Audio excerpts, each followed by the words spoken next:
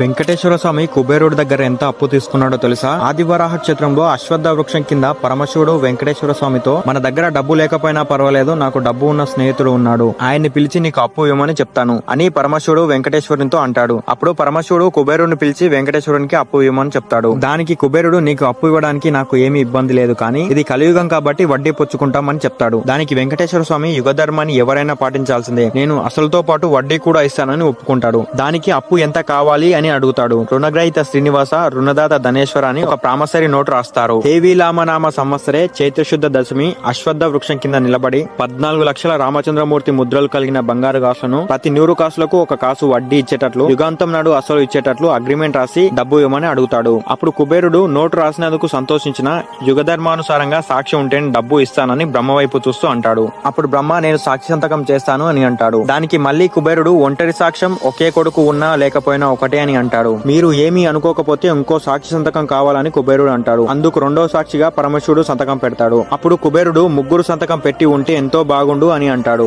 అప్పుడు 3వ సాక్షి ఎవరా అని తల పైకెత్తి చూస్తే అశ్వత్థ వృక్షం కనబడింది. ఆ వృక్షం 3వ సాక్షిగా సంతకం పెట్టింది. 3 సాక్షి సంతకాలు పెట్టాక కుబేరుడు వెంకటేశ్వర స్వామికి 14 లక్షల బంగారు కాసులను ప్రతి 100 కాసులకి 1 కాసు వడ్డీగా అప్పు ఇవ్వడం జరిగింది. మీకు వెంకటేశ్వర స్వామి ఇష్టమైతే ఓం నమో వెంకటేశాయ అని కామెంట్ చేయండి.